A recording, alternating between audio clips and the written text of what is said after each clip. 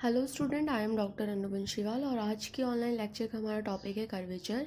और ये टॉपिक जो है वो बीएससी पार्ट फर्स्ट ईयर की बुक एडवांस कैलकुलस से लिया गया है। और अब तक हम यूनिट फर्स्ट का जो टॉपिक था डेरिवेटिव ऑफ आर्क लेंथ उसके बारे में हमने डिस्कस किया। और उसी के आगे हम ये जो दूसरा चैप्टर है हमारा कर्वेचर वो डिस्कस करेंगे। और इसके अंदर जो डेरिवेटिव ऑफ आर्क लेंथ के जो डेरिवेशन से कुछ फॉर्मूले थे वो हम इसमें डायरेक्ट यूज़ करेंगे। तो सबसे पहले हम देखते हैं कि कर्वेचर हमारे पास में होता क्या है और एक्चुअल में कर्वेचर कहते किसे हैं। तो कर्वेचर की जो मतलब डेफिनेशन है उसके अंदर आप इजीली देख सकते हैं कि यहाँ पे कर्व का जिक्र किया गया है। और एक कर्व के अंदर कितना बैंड है, कितना घुमाव है, वही बैंड वही घुमाव जो है वो उस कर्व का कर्वेचर कहलाता है। तो यहाँ पे तीन अलग अलग कर्व दे रखे हैं और इन तीनों कर्व के अंदर आप देख सकते हैं कि ये वाला जो कर्व है वो थोड़ा सा फ्लैटर्न है तो इसके अंदर कर्वेचर जो है वो कम होगा।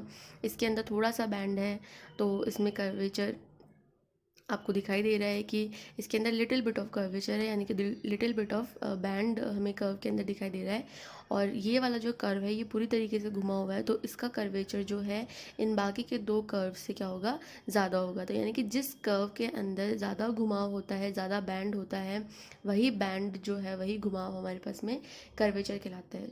और मैथमेटिकली हम कर्वेचर को कैसे मतलब कैलकुलेट करते हैं, कैसे इसको डिराइव करते हैं, यही हमारा क्वेश्चन है। तो यहाँ पर हम देखेंगे कि किस तरीके से हम कर्वेचर को मैथमेटिकली डिराइव करते हैं।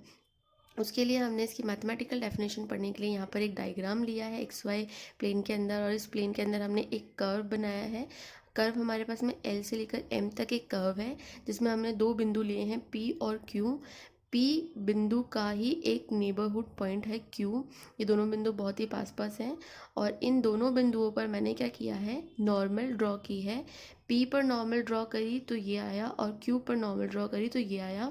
और दोनों नॉर्मल जो है वो जिस बिंदु पर जाकर कोइंसाइड कर रही हैं उस बिंदु को मैंने नाम दिया है एन। तो यहाँ पर इस डायग्राम की हेल्प से हम कर्वेचर जो है उसको कैसे फाइंड आउट करेंगे ये हम थ्योरेटिकली देखेंगे। और यहाँ जो थ्योरी है वो आपको बुक में से ही पढ़नी है एग्ज़ाम पॉइंट ऑफ व्यू से। और यहाँ मैंने थ्योरी को थोड़ा सा शॉर्ट रखा है, जो जो डायग्राम में मेरे पास में अवेलेबल है मैंने वही सब चीज़ें यहाँ पर लिखी हैं। आप जो है एग्ज़ाम पर्पज़ से थ्योरी अपनी बुक में से स्टडी करें, यहाँ सिर्फ समझाने के पर्पज़ से मैंने इसको शॉर्टली लिखा है। तो यहाँ एल एम हमारे पास में कर्व है, पी एक बिंदु है, वक्र पर क्यू एक अन्य बिंदु है। पी तथा क्यू पर नॉर्मल खींचे तो दोनों जो नॉर्मल हैं वो बिंदु एन पर क्या करते हैं, कोइंसाइड कर जाते हैं। अब अगर हम एक कंडीशन कंसिडर करें कि अगर क्यू जो है वो पी की तरफ आ रहा है तो बिंदु एन जो है वो भी किसी पॉइंट सी की तरफ क्या करेगा, अप्रोच करेगा। जैसे जैसे ये क्यू पॉइंट है, ये क्यू पॉइंट जैसे जैसे पी की तरफ टेंड करेगा वैसे वैसे जो ये बिंदु है एन, इन दोनों का कोइंसाइडिंग जो पॉइंट है एन, वो क्या करेगा, किसी एक निश्चित बिंदु सी की तरफ क्या करेगा, अप्रोच करेगा। दैट इज़ अगर हम इसको लिखना चाहें मैथमेटिकली तो as Q tends to P N also tends to some constant point C. बिंदु सी को बिंदु पी पर वक्र का वक्रता केंद्र यानी कि सेंटर ऑफ कर्वेचर कहते हैं। यानी कि ये जो बिंदु सी है इसको पी बिंदु के लिए कर्व का सेंटर ऑफ कर्वेचर कहते हैं, यानी कि ये सेंटर ऑफ कर्वेचर है। और जो दूरी सी पी यहाँ पे हमें दिखाई दे रही है, इस दूरी को बिंदु पी पर वक्र की वक्रता त्रिज्या कहते हैं। यानी कि ये जो कर्व है उस कर्व के लिए पी बिंदु पर सी पी क्या कहलाएगा, रेडियस ऑफ कर्वेचर कहलाएगा। और ये जो डिस्टेंस है सी पी, अगर इसी का रेसिप्रोकल लिया जाए 1/सी पी को बिंदु पी पर वक्र की वक्रता कहते हैं। यानी कि अगर हमें किसी कर्व के लिए कर्वेचर निकालना है तो सबसे पहले हमें radius of curvature find out करना पड़ेगा। और रेडियस ऑफ कर्वेचर का रेसिप्रोकल ही हमारे पास में क्या होता है, कर्वेचर होता है किसी भी कर्व के लिए। तो अगर आपसे कोई भी एक डेफिनेशन पूछी जाए, सेंटर ऑफ कर्वेचर पूछा जाए, रेडियस ऑफ कर्वेचर पूछा जाए या कर्वेचर पूछा जाए, तो आपको सिंपली ये डायग्राम बनाना है, इस डायग्राम का प्रोसेस लिखना है और इसके अंदर जो भी हमने कंडीशंस कंसिडर करी हैं वो आपको लिखनी है। यानी कि प्रत्येक डेफिनेशन के लिए ये सारा प्रोसीजर आपको करना ही पड़ेगा। तो यहाँ पर कर्वेचर जो है हम किस तरीके से निकालते हैं कि पी और क्यू पर जो भी हमने अभिलंब खींचे हैं उन अभिलंबों का कोइंसाइड पॉइंट जो है, जैसे जैसे क्यू पी की तरफ टेंड्स करेगा वैसे वैसे वो कोइंसाइडिंग पॉइंट जो है किसी निश्चित बिंदु सी की तरफ क्या करेगा, अप्रोच करेगा। तो ये बिंदु सी जो है वो सेंटर ऑफ कर्वेचर कहलाएगा। ये दूरी सी पी जो है बिंदु पी के लिए रेडियस ऑफ कर्वेचर कहलाएगी। और सी पी का रेसिप्रोकल हमारे पास में क्या कहलाएगा, कर्व का कर्वेचर कहलाएगा। अब हम यहाँ पर सेंटर दे रखा है, रेडियस दे रखी है। तो अगर इस बिंदु को सेंटर लेकर सी पी रेडियस का अगर हम यहाँ एक सर्कल ड्रॉ करें तो वो जो सर्कल हमारे पास में प्राप्त होगा वो बिंदु पी पर वक्र का वक्रता वृत्त यानी कि सर्कल ऑफ कर्वेचर कहलाता है। तथा बिंदु पी से खींची गई वक्रता वृत्त में कोई जीवा कॉर्ड ऑफ कर्वेचर कहलाती है। अगर मान लीजिए रफली अगर हम यहाँ देखें तो यहाँ पर अगर मैंने सी पॉइंट को सेंटर लेकर और सी पी बिंदु को रेडियस लेकर अगर यहाँ पर एक सर्कल ड्रॉ किया है तो ये सर्कल मेरे पास में सर्कल ऑफ कर्वेचर कहलाता है। यहाँ पर सी पी जो डिस्टेंस है वो हमारी रेडियस ऑफ कर्वेचर कहलाती है। सी जो बिंदु है वो हमारा सेंटर ऑफ कर्वेचर कहलाता है। और अगर P बिंदु से कोई भी जीवा खींची जाए, मान लीजिए अगर मैंने यहाँ पे कोई जीवा ड्रॉ कर दी है तो ये जीवा जो है वो क्या कहलाएगी, कॉर्ड ऑफ कर्वेचर कहलाएगी। तो मेन किसी भी कर्व के लिए हमें बिंदु सी फाइंड आउट करना होता है। और ये बिंदु सी हमें कैसे मिलता है कि पी और पी के एडजेसेंट पॉइंट पर अगर हम नॉर्मल ड्रॉ करें और नॉर्मल का कोइंसाइडिंग पॉइंट जो है एन वो लिमिटिंग कंडीशन में क्या करेगा, किसी बिंदु निश्चित बिंदु की तरफ अप्रोच करेगा और वही बिंदु हमारा सेंटर ऑफ कर्वेचर होगा। उस बिंदु से बिंदु पी की डिस्टेंस जो है वो रेडियस ऑफ कर्वेचर होगी। और अगर उस बिंदु सी को सेंटर ले लिया जाए, सी पी को रेडियस ले लिया जाए तो इस तरीके से प्राप्त सर्कल हमारा सर्कल ऑफ कर्वेचर होगा। और P बिंदु से अगर हम कोई भी कॉर्ड बनाएं तो वो कॉर्ड जो है वो हमारी कॉर्ड ऑफ कर्वेचर कहलाएगी। तो यहाँ एक इस डायग्राम से हमने बहुत सारी डेफिनेशंस को कवर किया है। अगर आपसे कोई भी एक डेफिनेशन पूछी जाए तो आपको ये पूरा प्रोसेस लिखना है, पूरा डायग्राम बनाना है और एक एक बिंदु को डिफाइन करना है। अब हम यहाँ पर वक्रता त्रिज्या निकालने के लिए एक फॉर्मूला डिराइव करेंगे। तो वो फॉर्मूला हम कैसे डिराइव करेंगे, उसके लिए हमने एक अगेन वही डायग्राम लिया। यहाँ पर हमने कर्व लिया है हमने ए पी और क्यू एन सो ऑन आगे, यानी कि हमने एक कर्व लिया और कर्व पे 3 बिंदु कंसिडर किए हैं, A P Q N so on. यहाँ पर ए पी की जो दूरी है, जो मतलब आर्क की लेंथ है वो हमने एस ली है। पी से क्यू तक जो आर्क की लेंथ है वो हमने डेल्टा एस कंसिडर करी, S plus delta S sorry P से क्यू की जो डिस्टेंस है वो हमने डेल्टा एस कंसिडर की है। और ए से क्यू की डिस्टेंस जो है वो एस प्लस डेल्टा एस हो जाएगी। पी और क्यू पॉइंट्स पर हमने 2 टेंजेंट ड्रॉ की है और ये टेंजेंट जो है एक्स एक्सेस के साथ में साई और delta Sai plus psi angle बना रही हैं। अगर यहाँ देखें तो ये दोनों टेंजेंट बिंदु आर पर एक दूसरे को कट कर रही हैं। तो ये बिंदु आर पर कट करने के बाद में जो एंगल हमें प्राप्त हो रहा है ये एंगल हमें क्या मिल रहा है, डेल्टा साई। अगर ये एंगल डेल्टा साई है तो ऊपर की तरफ जो ये कटिंग हो रही है दोनों स्पर्श रेखाओं की, वहाँ पर भी एंगल हमारे पास में क्या होगा, डेल्टा साई होगा। पी और क्यू बिंदु को मिलाते हुए हमने एक कॉर्ड खींची है, जैसे हम कॉर्ड पी क्यू कहेंगे। इस कॉर्ड पी क्यू के एवज में हमने यहाँ पे क्या किया, P और Q बिंदु पर 2 नॉर्मल ड्रॉ करी, नॉर्मल N बिंदु पर कोइंसाइड कर गई और जैसे जैसे Q P की तरफ टेंड करेगा वैसे वैसे ये N बिंदु किसी निश्चित बिंदु C की तरफ क्या करेगा, अप्रोच करेगा। और यहाँ पर ये जो एंगल है PNQ, ये एंगल हमारे पास में क्या होगा, डेल्टा साई होगा। तो यहाँ पर डायग्राम में जो भी चीज़ें हमारे पास में अवेलेबल है, जो हमें दी हुई है, उन्हें हमने रफली यहाँ पर लिख लिया है। आप एग्ज़ाम में बुक में जो थ्योरेटिकल लैंग्वेज दी हुई है उसी तरीके से इसे लिखेंगे। यहाँ पर मैंने समझाने के पर्पज़ से जो जो चीज़ें मेरे पास अवेलेबल है उन्हें मैंने साइड में लिख लिया है। तो ए पी क्यू हमारे पास में एक कर्व दे रखा है, उस पर हमने 2 बिंदु लिए हैं, पॉइंट पी और क्यू। दोनों पॉइंट जो है वो हमारे पास में नेबरिंग पॉइंट है। ए पी का डिस्टेंस हमने लिया है एस, ये लेंथ ऑफ आर्क है, और ए क्यू का जो लेंथ है वो एस प्लस डेल्टा एस है। यानी कि पी और क्यू का जो लेंथ है वो डेल्टा एस हो गया। पॉइंट पी और पॉइंट क्यू पर हमने स्पर्श रेखाएं खींची है पी टी और क्यू टी डैश, जो कि एक्स एक्सिस के साथ में साई और Sai plus delta Sai angle बनाती हैं तथा एक दूसरे को आर बिंदु पर मिलती हैं। पॉइंट पी और पॉइंट क्यू पर हमने नॉर्मल्स भी ड्रॉ की हैं जो एक दूसरे को एन बिंदु पर मिलती हैं, और यहाँ पर पी एन क्यू जो एंगल है वो हमारे पास में क्या है, डेल्टा साई है। अब यहाँ पर हमने लिमिटिंग कंडीशन ली है कि जैसे जैसे क्यू पी की तरफ टेंड्स करेगा वैसे वैसे हमारा बिंदु एन जो है वो कहाँ जाएगा, सी की तरफ अप्रोच करेगा। और यहाँ पर हमें एक ट्राइंगल दिखाई दे रहा है पी एन क्यू, एक ट्राइंगल दिखाई दे रहा है।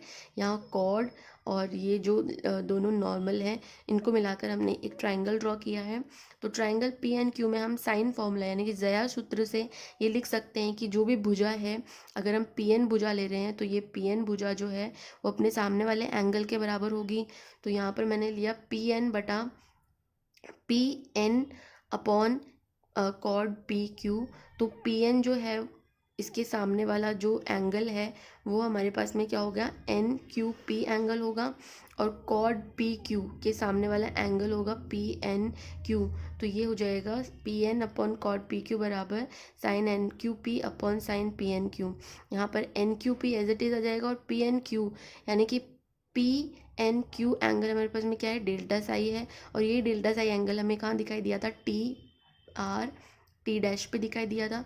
तो यहाँ पर हम इसकी जगह टी आर टी डैश भी लिख सकते हैं, और ये हो जाएगा हमारा डेल्टा साई हो जाएगा। तो हमारे पास में P N upon code P Q equals to हो गया sine N Q P upon sine delta psi. अब हमने यहाँ लिमिटिंग कंडीशन ली है क्यू टेंस टू पी है, तो जैसे जैसे क्यू पी की तरफ टेंड करेगा तो इनके बीच की जो ये लेंथ है डेल्टा एस ये भी क्या होगी, ज़ीरो की तरफ टेंड करेगी। और ये जो एंगल है डेल्टा साई वो भी क्या करेगा, ज़ीरो की तरफ टेंड करेगा, क्योंकि ये एंगल डेल्टा साई जो है वो हमारे पास में दोनों की स्पर्श रेखाओं के बीच का एंगल है। तो जैसे जैसे बिंदु क्यू पी की तरफ टेंड करेगा वैसे वैसे स्पर्श रेखाओं के बीच में जो ये एंगल दिया हुआ है वो भी धीरे धीरे क्या होता जाएगा, वैनिश होता जाएगा। तो यहाँ पर लिमिटिंग कंडीशन में हमारे पास में दो चीज़ें हैं कि डेल्टा एस भी ज़ीरो की तरफ टेंड करेगा और डेल्टा साई भी ज़ीरो की तरफ टेंड करेगा। तो यहाँ पर हमारे पास में क्या हो जाएगा, हमें निकालना क्या है, पी सी, ये हमारी रेडियस ऑफ कर्वेचर है। पी सी हमें फाइंड आउट करना है। जैसे ही पी सी हमारे पास में आ जाएगा वैसे ही इसका रेसिप्रोकल हमारे पास में क्या हो जाएगा, कर्वेचर हो जाएगा। तो हमें फाइंड आउट क्या करना है, पी सी फाइंड आउट करना है। तो हमने यहाँ पे पी सी बराबर लिखा पी पर वक्रता त्रिज्या। ये हमें पता है कि पी सी एक्चुअल में क्या है, बिंदु पी पर रेडियस ऑफ कर्वेचर है। और पी पर रेडियस ऑफ कर्वेचर को हमने कैसे लिखा है कि ये जो पी सी है एक्चुअल में हमें ये कैसे प्राप्त हो रहा है, जैसे जैसे हम क्यू से पी की तरफ टेंड कर रहे हैं वैसे वैसे ये पी एन ही क्या बन रहा है, पी सी बन रहा है। तो हम यहाँ पे क्या लिख सकते हैं, पी एन का लिमिटिंग पोजीशन ही क्या है हमारे पास में, पी सी है। तो पी एन का लिमिटिंग पोजीशन जिसमें डेल्टा एस टेंड टू क्या हो रहा है, ज़ीरो हो रहा है, तब हमें क्या प्राप्त होगा, पी सी प्राप्त होगा। अब ये पी एन की वैल्यू हम यहाँ से लिख सकते हैं, पी एन बराबर कॉड P Q into sine N Q P upon sine delta psi, ये लिख सकते हैं। अब यहाँ पर हमने थोड़ा सा इसको ब्रेक किया है, कॉड P Q upon delta s, हमने डेल्टा एस से गुणा और भाग किया है और डेल्टा साई से भी गुणा और भाग किया है। तो हमारे पास में टर्म क्या बन जाएगी, कॉड P Q upon delta s upon delta psi upon sine delta psi, और साइन एन क्यू पी अलग लिख दिया। अब यहाँ पर लिमिटिंग कंडीशन में हमने देखा कि डेल्टा एस जैसे जैसे ज़ीरो की तरफ टेंड होता है वैसे वैसे डेल्टा साई भी ज़ीरो की तरफ टेंड होता है। तो यहाँ पर डेल्टा साई की कंडीशन आ जाएगी। अब यहाँ हमें क्या दिखाई दे रहा है, कॉर्ड का रेशो है आर्क लेंथ के साथ साथ, तो ये हमें स्टार्टिंग में पढ़ चुके हैं, ratio of chord and arc length हमेशा 1 होता है अगर उस पर इस तरीके की कोई लिमिट लगी हो। उसी तरीके से delta s upon delta Sai limiting condition में हमारे पास में क्या बन जाएगा, D S upon D Sai बन जाएगा। और साइन के अंदर अगर एंगल्स हैं और एंगल ज़ीरो की तरफ टेंड कर रहा है तो ये हमारे पास में क्या हो जाएगा, 1 हो जाएगा। तो ये हमारे पास में 1 हो गया, ये D S upon D Sai हो गया, ये हमारे पास में 1 हो गया। अब हमारे पास में बचता है साइन एन क्यू पी। तो साइन एन क्यू पी हमारे पास में क्या हो जाएगा, ये हमें दिखाई दे रहा है कि एन क्यू पी, ये हमारे पास में क्या है, अगर यहाँ पर हम देखें तो क्यू बिंदु पर हमारे पास में ये जो रेखा है क्यू एन वो एक नॉर्मल है, एक लंब है, यानी कि ये एंगल मेरे पास में क्या है, पाई बाई 2 है। तो साइन एन क्यूब पी हमारे पास में क्या हो जाएगा, साइन पाई बाई टू, और साइन पाई बाई टू की वैल्यू हमारे पास में क्या होती है, 1 होती है।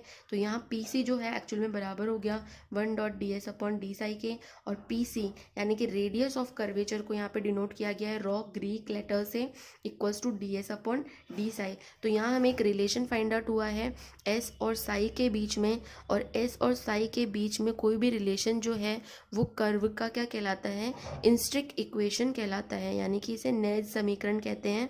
जिस तरीके से P और R का रिलेशन पेडल इक्वेशन कहलाता है, उसी तरीके से S और साई का जो रिलेशन है वो नेज समीकरण यानी कि इंट्रिंसिक इक्वेशन कहलाता है। तो यहाँ पर हमें एक रिलेशन प्राप्त हुआ rho equals to d S upon D psi, यानी कि रेडियस ऑफ कर्वेचर आप कैसे निकालेंगे, एस का साई के रिस्पेक्ट में डिफ्रेंशिएट करने के बाद हमें रेडियस ऑफ कर्वेचर प्राप्त हो जाएगा। ये हमारा एक फॉर्मूला हमने रेडियस ऑफ कर्वेचर के लिए डिराइव कर लिया है। नेक्स्ट रेडियस ऑफ कर्वेचर हम निकालेंगे अगर हमें कर्व की इक्वेशन पैरामीट्रिक फॉर्म में दे रखी है, तो हम क्या करेंगे कि डी एस अपॉन, नेक्स्ट अगर हम डायग्राम में आगे बढ़े तो आर्क पी क्यू पर बिंदु पी तथा क्यू पर खींची गई स्पर्श रेखाओं के बीच का जो कोण होता है पी क्यू, उसे हम एंगल ऑफ कंटीजेंस यानी कि वक्रता कोण भी कहते हैं। और जैसा कि हम डायग्राम में देख चुके हैं कि इन दोनों स्पर्श रेखाओं के बीच का एंगल जो था उसे हमने डेल्टा साई से रिप्रेजेंट किया था। तो यहाँ पर चाप पी क्यू का वक्रता कोण हमारे पास में क्या हो जाएगा, डेल्टा साई हो जाएगा। तो हम लिख सकते हैं कि रॉ जो हमने अभी अभी लिखा है रॉ इक्वल्स टू हमारे पास में d S upon D psi है, इसे हम लिख सकते हैं limiting position of P Q tends to zero, यानी कि पी और क्यू अगर जीरो की तरफ जा रहे हैं, पी क्यू यानी कि उनके बीच की लेंथ जो है वो जीरो हो रही है, तो डी एस जो है वो क्या है, 4 PQ है हमारे पास में, और डी साई जो है वो हमारे पास में क्या है, 4 PQ का वक्रता कोण यानी कि डेल्टा साई है। तो हम रॉ को इस फॉर्म में भी लिख सकते हैं। अब वक्रता त्रिज्या के लिए हम क्या करेंगे, कार्टेशियन फॉर्मूला डिराइव करेंगे। अभी हमने एस और साई के बीच में रिलेशन निकाला रॉ के लिए। अब अगर हमें कार्टेशियन फॉर्मूले में रॉ का फॉर्म मतलब कार्टेशियन फॉर्म में रॉ के लिए फॉर्मूला डिराइव करना है, तो हम कैसे करेंगे, तो हम D Y upon D x ये 10 साई के बराबर होता है। ये रिलेशन हम स्टार्टिंग में पढ़ चुके हैं derivative of arc length lectures में। अब हम क्या करेंगे, इस रिलेशन का x के रिस्पेक्ट में डिफ्रेंशिएशन करेंगे, तो D two Y upon D x square आ जाएगा, और इसका जो डिफ्रेंशिएशन है sec square phi because of D psi upon D X आ जाएगा।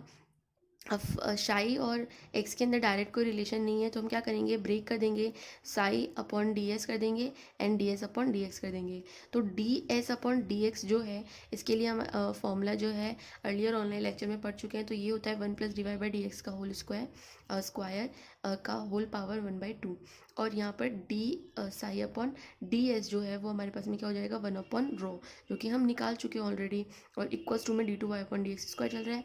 और सेक स्क्वायर साई को हम क्या लिख सकते हैं, 10 की फॉर्म में 1 + 10 स्क्वायर साई लिख सकते हैं। तो यहाँ पर 1 + 10 स्क्वायर साई में 10 की जगह हम dy/dx लिख सकते हैं, dy/dx का स्क्वायर 1 + dy/dx का स्क्वायर, और ये वाली टर्म दोनों मिलकर क्या बन जाएगी, 1 + dy/dx का स्क्वायर की पावर 3/2, और अपॉन में हमारे पास में d2y/dx स्क्वायर आ जाएगा। ये रो हम उस साइड ले जाएंगे और d2y/dx स्क्वायर इस साइड ले आएंगे। तो यहाँ पर हमें रेडियस ऑफ कर्वेचर का एक अनदर फॉर्मूला मिल गया कार्टेशियन फॉर्म के अंदर, 1 + dy/dx का स्क्वायर की whole power 3/2 upon d2y/dx square.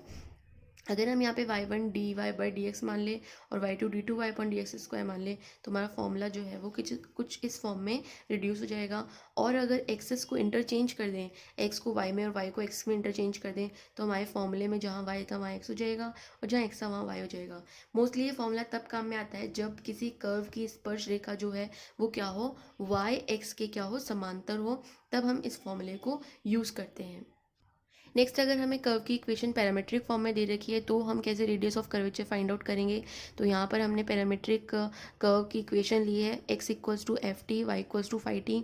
तो इसका हम t के रिस्पेक्ट में डिफ्रेंशिएशन करेंगे, तो x डैश बराबर हमारे पास में f डैश t हो जाएगा, और dy/dt = φ डैश t जिसे हम वाई डैश भी लिख सकते हैं, और इन दोनों की हेल्प से हम D Y by D x निकाल सकते हैं, जो कि y dash upon x dash हो जाएगा। D two Y upon D x square निकाल सकते हैं यहाँ से, जिसका एक्सप्रेशन हमें ये फाइंड आउट हो जाएगा।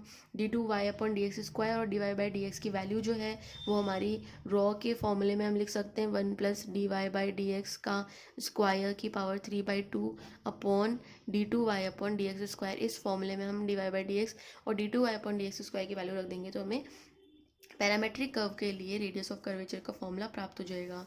अगर यहाँ पर हम देखें कि x और y दोनों किसी अनदर वेरिएबल x के फंक्शन है, तो उस केस में हम रेडियस ऑफ कर्वेचर कैसे फाइंड आउट करते हैं, तो हम अर्लियर लेक्चर में पढ़ चुके हैं कि cos psi equals to d S upon D s होता है और sine psi equals to d Y upon D s होता है। अगर इन दोनों का हम s के रेस्पेक्ट में डिफ्रेंशिएशन करके और इनको ऐड कर दें स्क्वायर करके, तो हमारे पास में क्या मिलेगा, हमें relation 1/ρ square equals to d2 X upon D S square का whole square plus D two Y upon D S square का होल स्क्वायर। तो यहाँ पर हमें एक रिलेशन प्राप्त हो गया रॉ रेडियस ऑफ कर्वेचर और D S upon D S और D Y upon D S के अंदर। तो इस रिलेशन का भी हम यूज़ कर सकते हैं radius of curvature find out करने के लिए। नेक्स्ट, अगर हमें किसी सर्कल का कर्वेचर निकालना हो तो हम कैसे फाइंड आउट करेंगे, ये एक स्टेटमेंट भी है जिसे हम यहाँ प्रूव करेंगे। हमें ये प्रूव करना है कि वृत्त यानी कि कोई भी सर्कल है उसका जो कर्वेचर होता है वो हमेशा क्या होता है, कांस्टेंट होता है, यानी कि उसका घुमाव जो है आप किसी भी बिंदु पर निकालेंगे कर्वेचर तो वो हमेशा क्या आएगा, कांस्टेंट आएगा। तो सबसे पहले हमने यहाँ पे एक सर्कल ऑफ कर्वेचर ड्रॉ किया। उसके लिए हमने एक सर्कल पे दो बिंदु लिए पी और क्यू, उन पे दो स्पर्श रेखाएं खींची जो कि एक्स एक्स के साथ में साई और Sai plus delta Sai angle बना रही है। ये आपस में एक दूसरे को ए बिंदु पर कट कर रही हैं और कटिंग पॉइंट पर इनका जो एंगल है वो क्या है, डेल्टा साई है। और यहाँ पर हमने P और Q पर दो नॉर्मल ड्रॉ करी और वो नॉर्मल आपस में C बिंदु पर कोइंसाइड कर रही हैं। तो यहाँ पर हमने C जो है वो सेंटर ऑफ कर्वेचर ले लिया, CP हमारी रेडियस ऑफ कर्वेचर R ले लिया, और यहाँ जो ये एंगल है PCQ वो हमारे पास में क्या हो जाएगा, डेल्टा साई हो जाएगा। तो जो जो चीज़ें हमें अवेलेबल है वो हम लिख लेंगे। मान लिया P और Q दो बिंदु वृत्त पर हैं जिनका केंद्र C है तथा त्रिज्या R है, यानी कि हमने एक सर्कल लिया है, सर्कल का केंद्र C है और त्रिज्या R है, और इसी सर्कल पे हमने दो बिंदु लिए हैं P और Q जिन पर हमने स्पर्श रेखाएं खींची हैं जो x की धनात्मक दिशा में साई और Sai plus delta Sai angle बनाती हैं। माना कि दोनों स्पर्श रेखाएं A बिंदु पर मिलती हैं, तो हमने यहाँ पर लिया है RAS इक्वल्स टू, ये जो R है RAS ये भी हमारे पास में क्या हो जाएगा, डेल्टा साई हो जाएगा, और PCQ equals to RAS equals to delta psi हो जाएगा। ट्रिग्नोमेट्री से हम जानते हैं कि चाप जो है वो किसके बराबर होता है, त्रिज्या गुणा कोण के बराबर होता है। तो चाप PQ जो है वो बराबर हो जाएगा मतलब चाप PQ बटा त्रिज्या बराबर हो जाएगी एंगल PCQ के। तो यहाँ पर चाप PQ को हम डेल्टा S लिख सकते हैं, त्रिज्या में R दे रखी है, और ये जो एंगल है वो हमारे पास में डेल्टा साई है। तो यहाँ से हमने एक्सप्रेशन निकाला D psi upon D s equals to 1/r, और वृत्त के लिए P बिंदु पर जो त्रिज्या है वो हमारे पास में क्या हो जाएगी, लिमिटिंग कंडीशन, लिमिट जैसे जैसे Q टेंड्स टू P होगा वैसे वैसे हमारे पास में D psi upon D S हमारे पास में क्या हो जाएगी, वक्रता हो जाएगी। तो यहाँ हम क्या लिख सकते हैं, Q टेंड्स टू P को D S delta S tends to 0 भी लिख सकते हैं, और ये delta S tends to 0 D psi upon D S हमारे पास में क्या हो जाएगी, 1/r हो जाएगी। यानी कि जो वक्र पर जो वक्रता त्रिज्या है वो एक्चुअल में हमारे पास में क्या है, यानी कि वक्रता त्रिज्या को हम रॉ इक्वल्स टू क्या लिखते हैं, D S upon D psi, और D S upon D psi 1/ρ मतलब रॉ होता है हमारे पास में। और इस कंडीशन में हमारे पास में वक्रता त्रिज्या क्या दे रखी है, R दे रखी है, और यहाँ पर D psi upon D S है यानी कि इसी का रेसिप्रोकल है, तो यहाँ पे क्या आ जाएगा, 1/r आ जाएगा। तो इस P बिंदु पर वक्रता क्या होती है, रेडियस ऑफ कर्वेचर की ही रेसिप्रोकल होती है। तो यहाँ पर रेसिप्रोकल आ रहा है हमारे पास में 1/r, तो ये जो वक्रता है वो क्या आ गई, 1/r आ गई। और त्रिज्या जो है किसी भी सर्कल के लिए क्या रहती है, कांस्टेंट रहती है। तो यहाँ हमने देखा कि कर्वेचर जो निकाला हमने 1/ρ equals to D psi upon D S, वो हमारे पास में 1/r आ गया। और किसी भी वृत्त के लिए R जो त्रिज्या है वो क्या रहती है, अचर रहती है। यानी कि हमने यहाँ देखा कि सर्कल का कर्वेचर जो है वो हमेशा क्या होता है, अचर होता है, और उसको हमने यहाँ पर प्रूफ करके देखा। तो इस तरीके से हम रेडियस ऑफ कर्वेचर जो है वो अलग अलग कर्व के लिए फाइंड आउट कर सकते हैं। उनके अलग अलग हमने अभी डेरिवेशन एस्टेब्लिश किए हैं। तो आगे आने वाले एग्जाम्पल में हम इन्हीं डेरिवेशंस का यूज़ करके radius of curvature find out करेंगे, और रेडियस ऑफ कर्वेचर की हेल्प से हम किसी भी कर्व के लिए उसका कर्वेचर जो है वो फाइंड आउट कर सकते हैं। तो ये जो लेक्चर है वो आपको BSc part first year playlist में मिलेगा कॉलेज के यूट्यूब चैनल पे। Thank you.